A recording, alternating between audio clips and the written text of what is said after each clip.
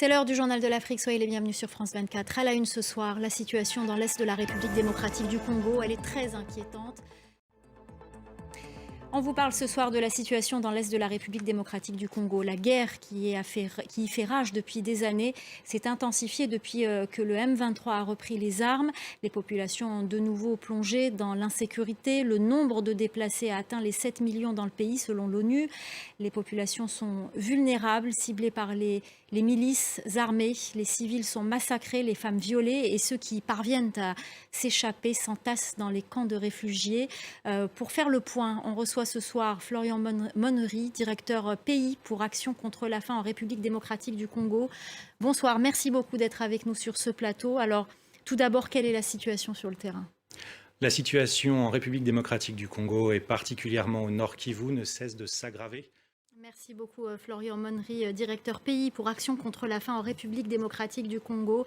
Merci infiniment pour tous ces éléments et pour ce retour sur le terrain. Vous êtes basé d'ailleurs, je le rappelle à nos téléspectateurs, en République démocratique du Congo. Merci beaucoup.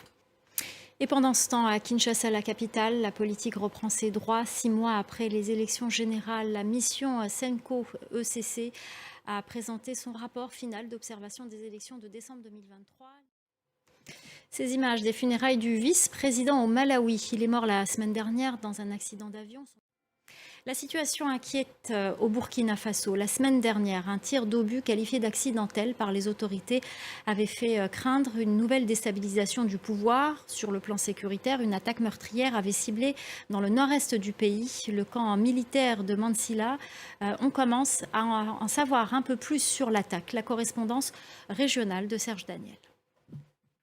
Cette condamnation au Bénin dans le procès des Nigériens arrêtés sur le terminal pétrolier de Sémé-Podji, la Cour de répression des infractions économiques et du terrorisme a finalement condamné les 3 Nigériens à 18 mois de prison.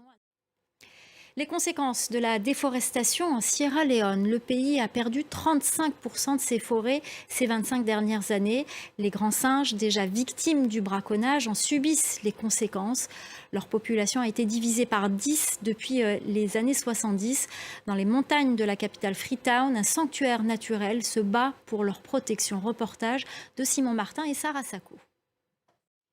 Voilà, c'est la fin du Journal de l'Afrique. Restez avec nous dans quelques instants. L'Actu 360 avec Anthony Saint-Léger.